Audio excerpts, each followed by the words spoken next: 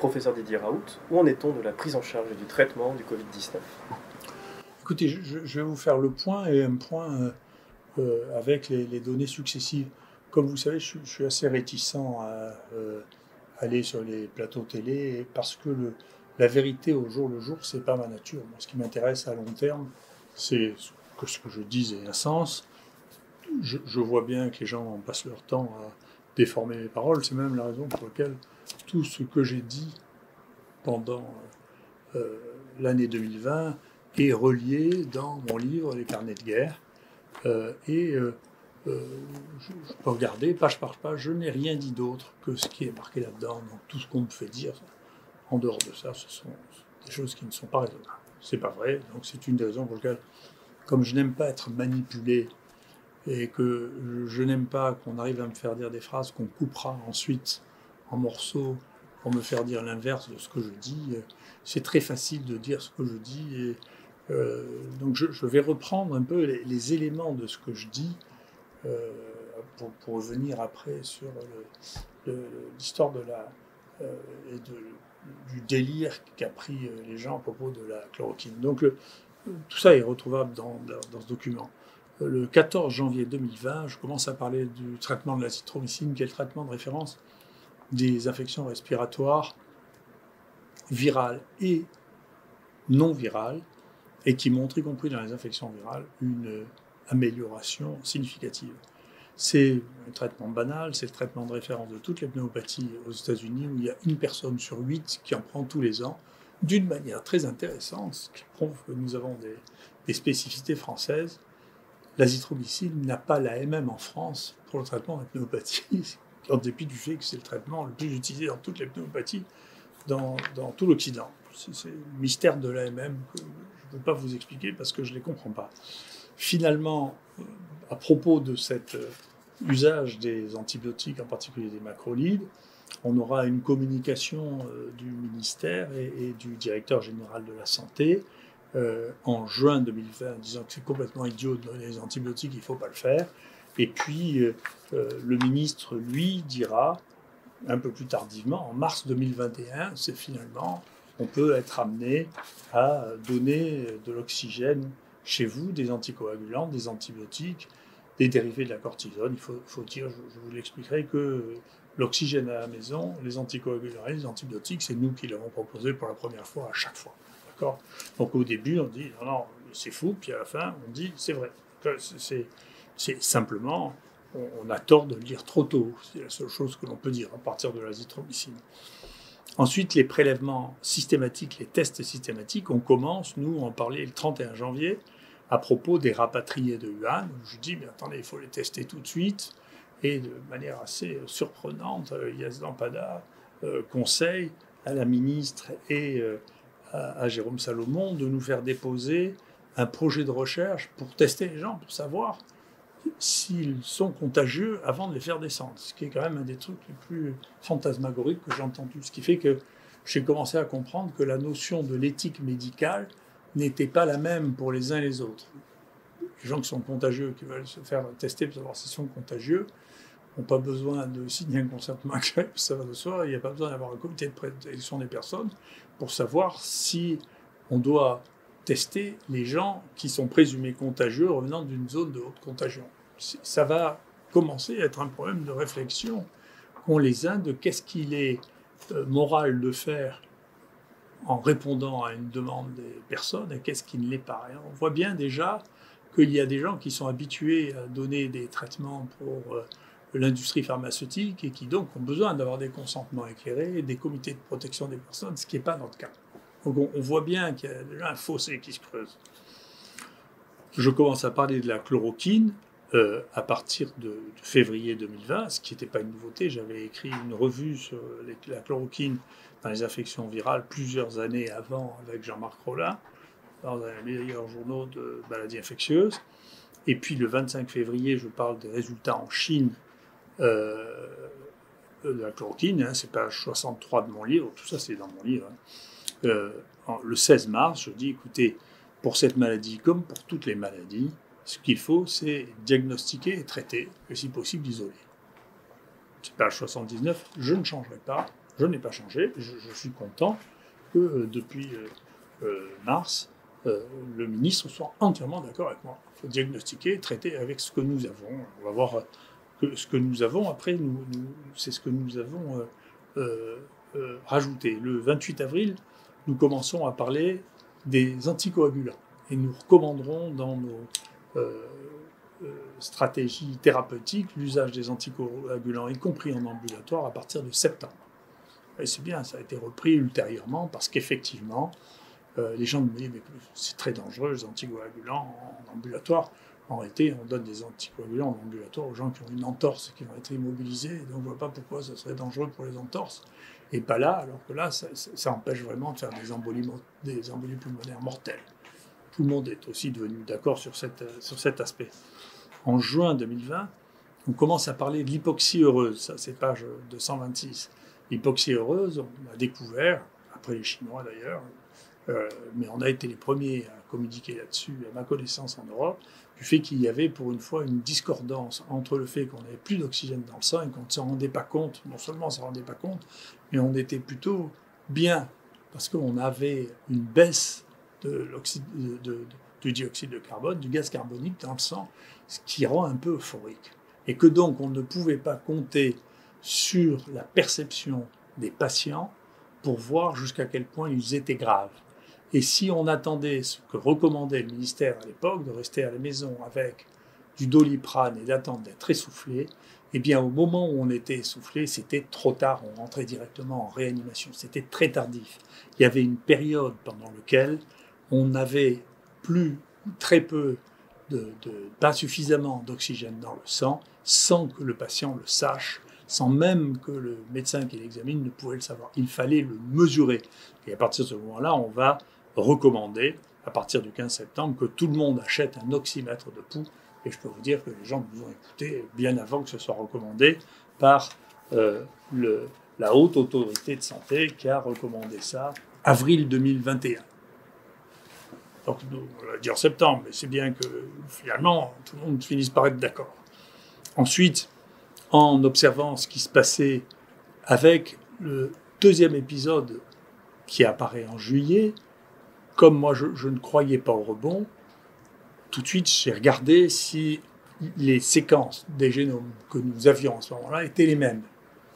Je peux toujours pas, je suis encore en train de travailler avec mon équipe pour savoir pourquoi un variant s'impose à la suite d'un autre. Il y a plusieurs explications possibles, mais c'est complexe.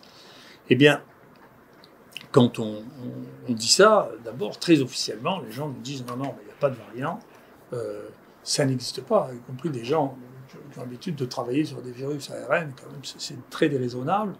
Et cette spécificité des variants va nous amener à essayer de comprendre ce qui se passe. On va identifier que le variant que nous avons eu en juillet était importé d'Afrique, qu'il avait les mutations, quand on analyse les génomes, montrent que ces mutations commencent en Afrique subsaharienne, à partir d'un virus que nous avions exporté là-bas, ils ne sont pas nés là-bas.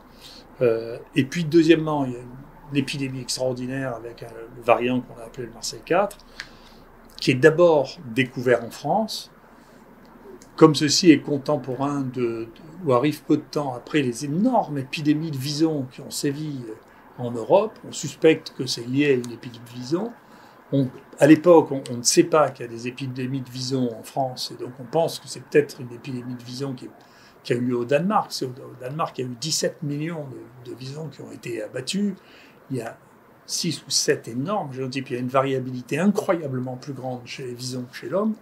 Donc on suspecte que c'est peut-être le Danemark, avant de savoir qu'en réalité, il y a aussi des élevages de visons en France, et qu'il y a un élevage de visons qui est infecté en Eure-et-Loire, qui est juste l'endroit à côté duquel la deuxième partie de la deuxième épidémie va commencer, puisque celle-ci commence dans le département voisin, la Mayenne. Et donc, on cherche absolument à avoir les séquences des virus de cet élevage. Il faudra 3 mois et demi pour que ce soit public, et on verra qu'effectivement, c'est bien ce variant qu'on a vu apparaître en France à partir de août, et dont je signale l'existence à partir du 15 septembre pour dire c'est quelque chose qui est nouveau, effectivement c'est quelque chose qui est nouveau, et qui ne s'arrêtera là qu'en janvier, remplacé par l'importation du virus dit anglais, qui aura encore d'autres mutations. Ces variants, on les identifie par le fait qu'on les voit apparaître avec toute une série de mutations qui n'avaient jamais été vues regroupées ensemble, et que donc qui témoignent d'une évolution différente de ce qu'on a l'habitude de voir, qui sont l'accumulation progressive de mutations. Donc tout ça, ce sont des éléments qui sont des éléments, finalement, tout le monde finit par être d'accord avec nous. Alors, il n'y a que l'hydroxychloroquine sur lesquels il s'est passé quelque chose. Je vous rassure, le fait qu'ici, on ne croit pas que l'hydroxychloroquine ait une activité n'empêche personne de travailler dans le monde dessus. Il y a même une série d'articles considérables. Là, vous voyez, dans ce site, les gens continuent à collecter tous les essais disponibles au monde sur l'hydroxychloroquine. Il y a maintenant 246 essais qui ont été faits dans le monde, incluant près de 4000 scientifiques, 378 000 patients, et qui montrent 66% d'amélioration, les 2/3, quand on fait des traitements précoces, 75% quand on regarde la mortalité chez les gens qui ont un traitement précoce, 46% sur les traitements si on regarde les essais randomisés, 22% chez des gens qui ont dans 167 études sur des traitements tardifs et 24% dans les 35 études randomisées. Donc il y a une quantité d'essais et qui continue. Nous aussi, on publie nos résultats. Alors il y en a un qui est déjà accepté, qui porte sur le traitement précoce chez 10 000 personnes. Chez ces 10 000 personnes, certains ont accepté le traitement, d'autres ont refusé le traitement, certains médecins n'ont pas proposé le traitement parce que chacun est libre de la prescription vis-à-vis de ses patients, mais à peu près 75% de ces gens ont été traités et on a une amélioration du pronostic de 75%. Donc la mortalité est divisée par 3 chez les gens qui reçoivent ce traitement, sur des chiffres qui sont des chiffres, bien entendu, qui sont significatifs, parce que quand on a des données de cette dimension-là, bien sûr, on a des données significatives. On a un deuxième papier qui a été fait, lui, qui vient d'être envoyé sur les patients hospitalisés, qui a été envoyé par Jean-Christophe Lagier, et qui montre que là aussi, on a une réduction extrêmement significative de la mortalité et du passage en réanimation chez les gens qui sont traités par hydroxychloroquine et azithromycine. Au total, maintenant, en dehors de ces 2 papiers qui sont finis, c'est un peu long de finir les papiers parce qu'il faut collecter toutes les données, il faut les anonymiser, il faut les mettre sur un site, mais globalement, nous avons eu on a fait le diagnostic d'un peu plus de 40 000 personnes ici, dont 25 000 ont été pris en charge ici.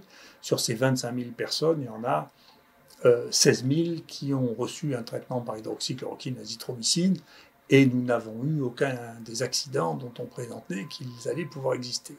Donc c'est une chose qui est assez étonnante, c'est que tout un délire a été pris à partir de, 1, l'efficacité, et 2, la dangerosité qui a amené à ce qu'on ne puisse pas travailler dans des conditions relativement sereines. Par exemple, nous avions fait un travail avec Philippe Gautret chez les patients en EHPAD.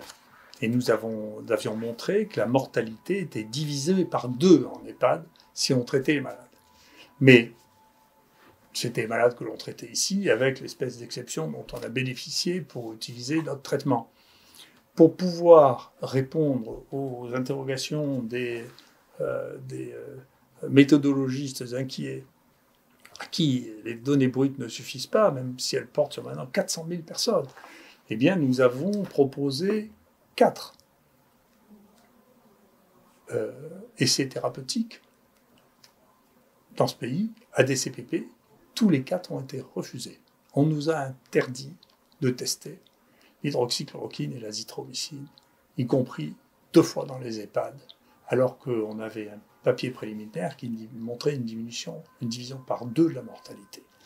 Et dans un de ces CPP, ce qui veut dire que cette folie a pu atteindre des sommets dans lesquels il n'y avait d'ailleurs pas un seul universitaire.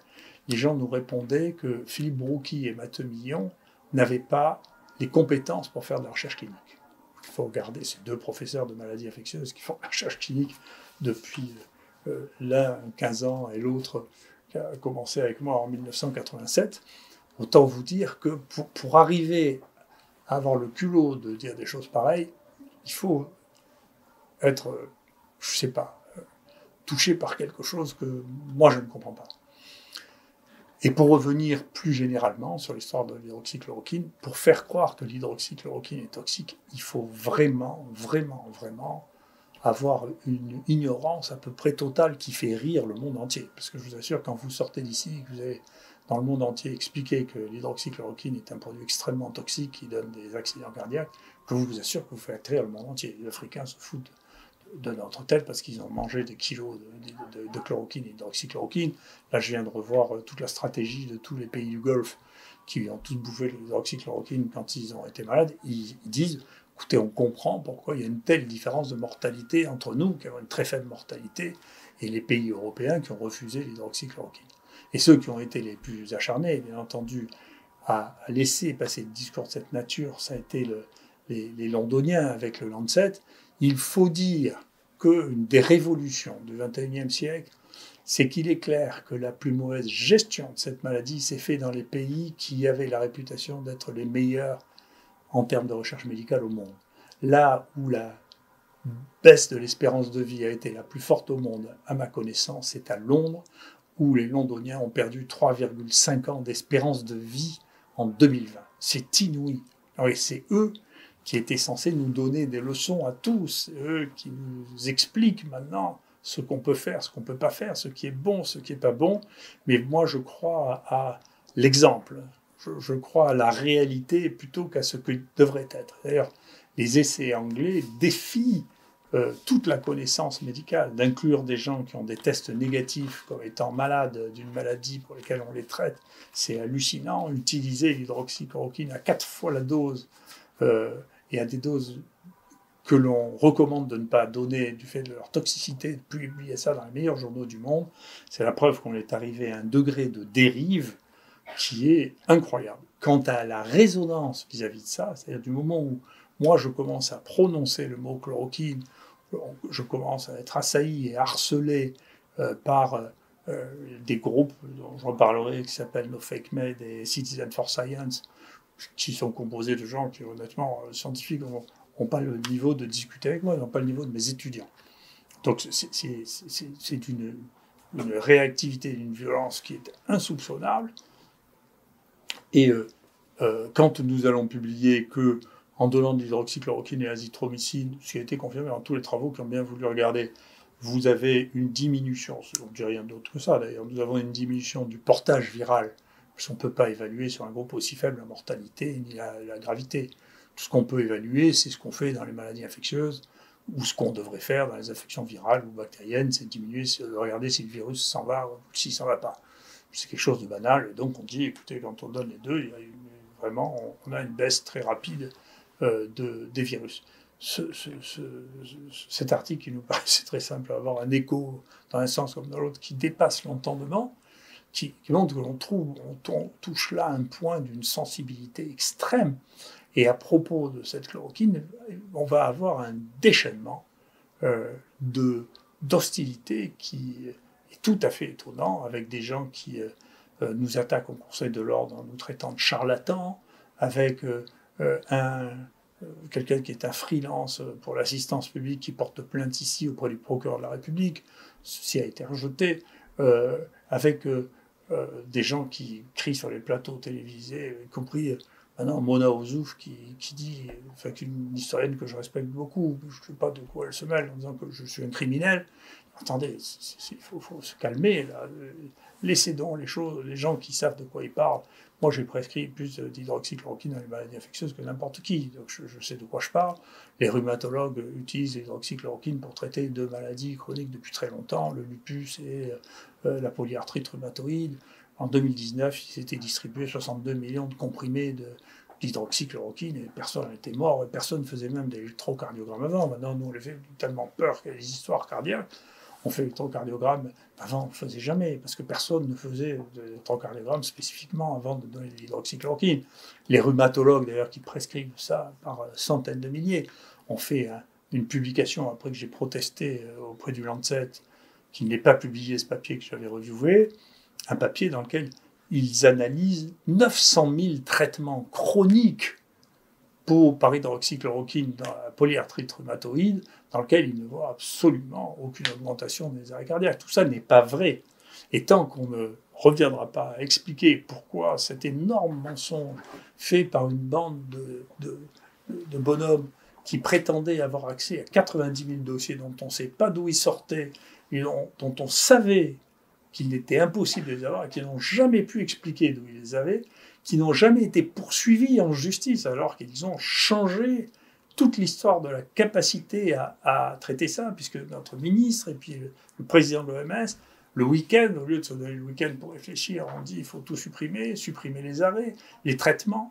Voilà. Pourquoi, dans un monde normal, puisque nous avons rapporté ce donné-là, pourquoi en France n'a pas été mis en place un essai contradictoire sur l'hydroxychloroquine et l'azithromycine, aux doses que nous n'utilisions pas, et pas des doses fantaisistes qu'il y a eu dans Recovery, des doses normales, moi celles que j'utilise depuis 25 ans et qui donnent des concentrations sériques de microgrammes par ml.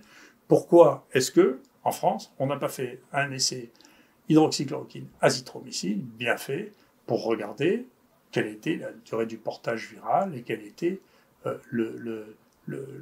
l'évolution des patients traités. Pourquoi est-ce qu'on n'a pas fait ça dans le pays dans lequel ça a été mis au point, alors qu'il y a plein de gens qui l'ont fait dans le monde? Donc c'est des vraies questions qui soulèvent des questions majeures.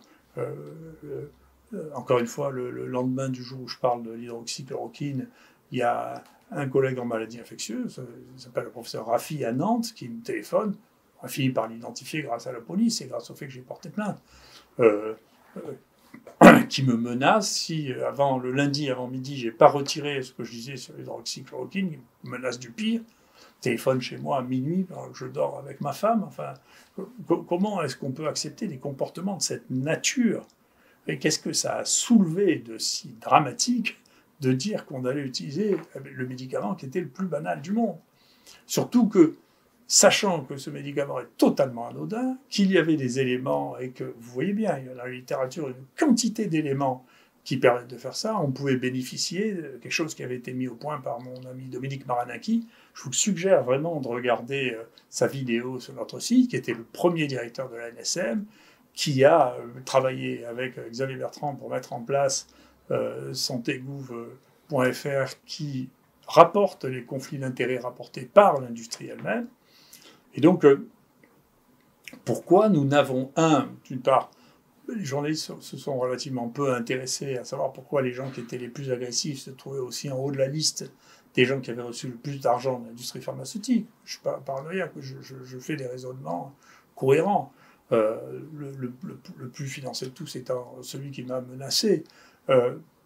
Deuxièmement, la vraie question, c'est mais pourquoi est-ce que tout le monde a été tellement prêt à croire ça, et pourquoi personne, ni les journalistes, ni le ministère, ni personne n'a fait son mea culpa sur cette affaire?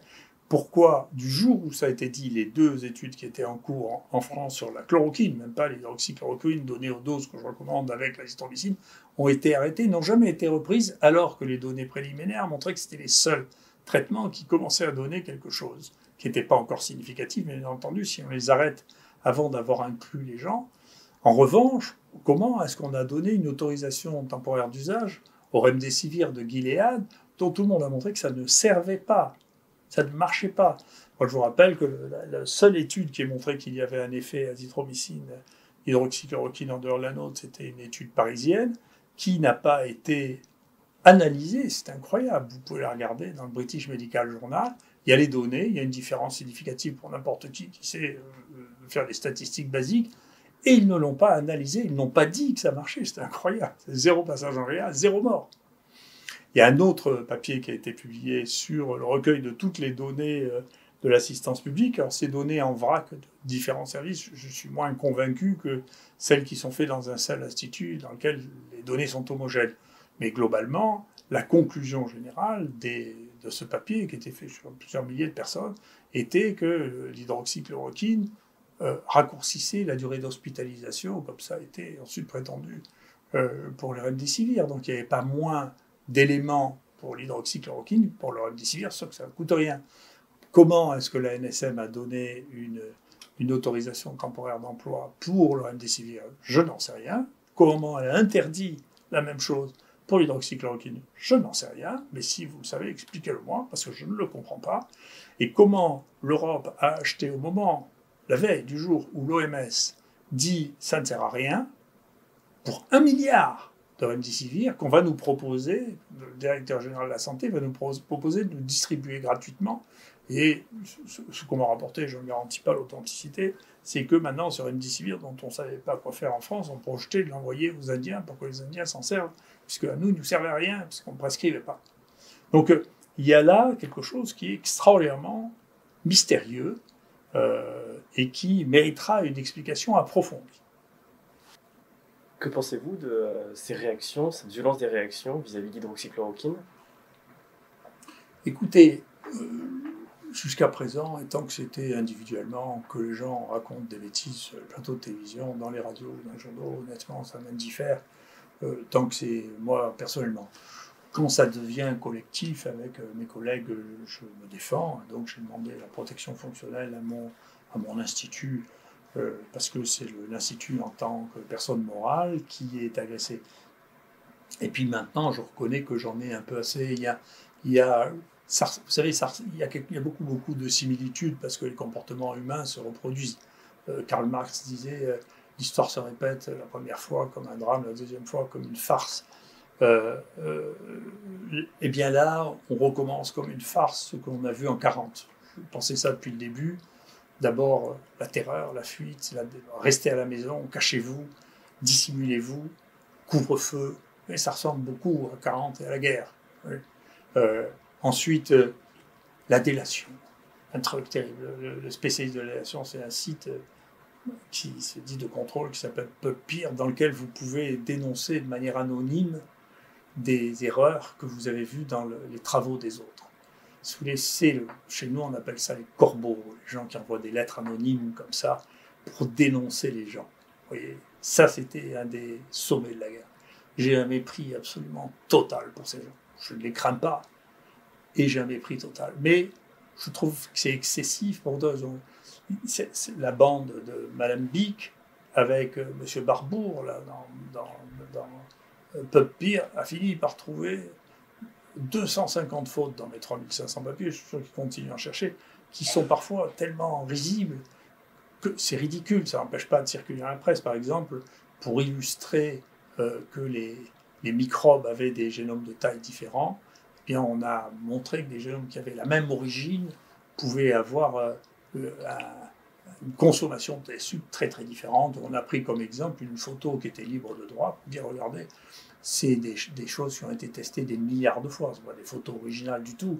Et donc, Puppepeer s'est excité en disant qu'on avait dupliqué des photos pour faire croire que c'était un travail original. Il suffisait de lire le papier pour dire que ce n'était pas du tout un travail original, mais que c'était une illustration de la théorie que nous étions en train de mettre. Donc ça ne pose aucun problème d'utiliser des photos sans droit en disant on n'a jamais prétendu, il n'y a jamais eu de matériel et méthode. Bon, il y a d'autres gens qui nous ont demandé. Alors maintenant, elle est obsédée pour savoir si on a bien les éléments d'éthique nécessaires. Alors, les éléments d'éthique, c'est parce que les gens ont un peu oublié que l'éthique, c'était théoriquement la morale. C'est pas la réglementation aveugle. Et alors, on avait déjà eu, alors ça c'est pas eux, mais c'était avec des journaux, parce qu'ils mettent quelqu'un pour faire l'éthique qui généralement connaissance dans l'éthique et dans la loi qui est approximative. Alors nous, on nous a déjà demandé si on avait demandé aux chimpanzés le consentement éclairé avant de prendre leur sel. Donc quand même, on leur a dit, on leur a pas demandé. Et puis, mon collègue Michel Drancourt, qui travaille sur la paléomicrobiologie, a eu une fois quelqu'un qui lui a demandé si on avait demandé le consentement éclairé à la momie. Donc, si vous voulez, il y a des gens qui répondent de manière un peu automatique, là, qui n'est pas raisonnable. Donc là, on nous a demandé si on avait demandé si on n'avait pas de conflit d'intérêt avec le fait qu'on a eu une tentative éphémère de mettre au point une start-up pour pouvoir traiter de manière très efficace les poux qu'on a abandonnés, parce que c'est pas possible dans les conditions actuelles, parce que c'était basé sur les vermectines, et les vermectines, c'est devenu quasiment aussi tabou que l'hydroxychloroquine.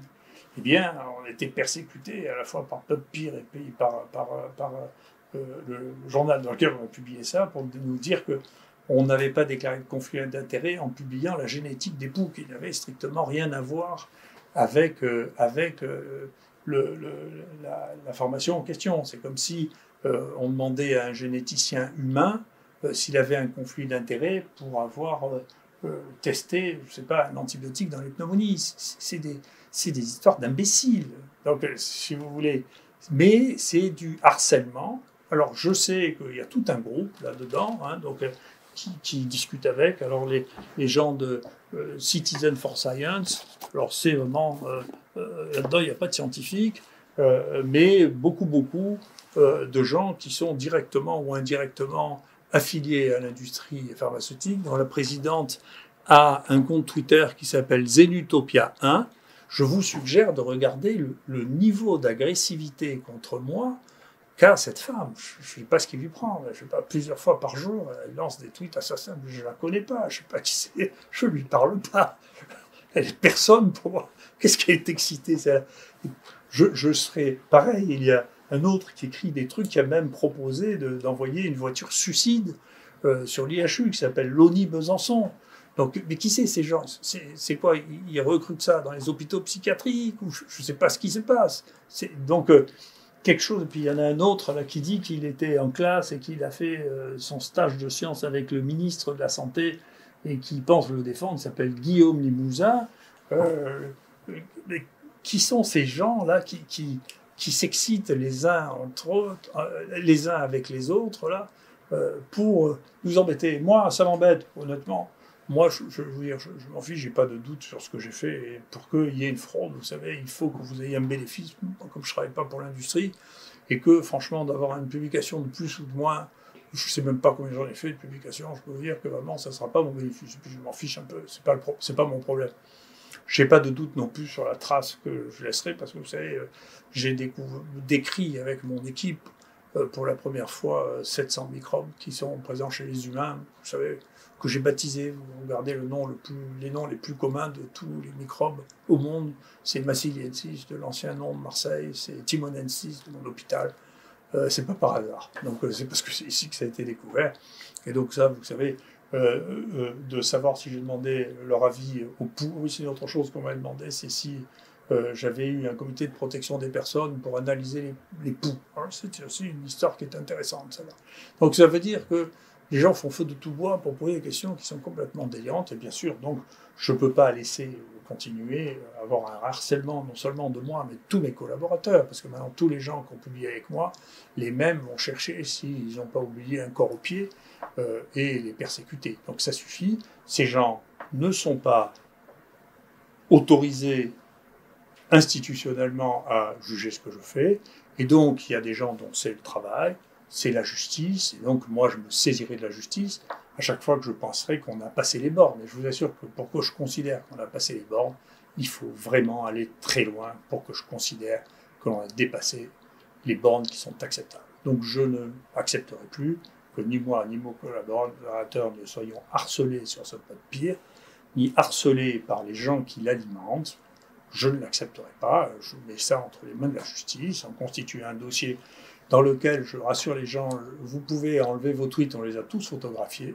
Donc on a un document qui est extrêmement volumineux sur le fait qu'il y a un harcèlement en meute contre nous, avec des gens pour beaucoup d'entre eux, ont des liens avec l'industrie pharmaceutique, et je conseille les gens qui ont financé ou qui emploient ces gens de prendre leur distance de manière à ce qu'il n'y ait pas un retour de bâton, parce que, en tout cas, moi, je ne crains ni les uns ni les autres, et quand je considère qu'il n'est pas sage de laisser les gens dériver à ce niveau-là, je pense qu'il faut que la justice s'en mêle, parce qu'il faut bien qu'il y ait un contre-pouvoir à cette espèce de folie médiatico et des réseaux sociaux agressifs.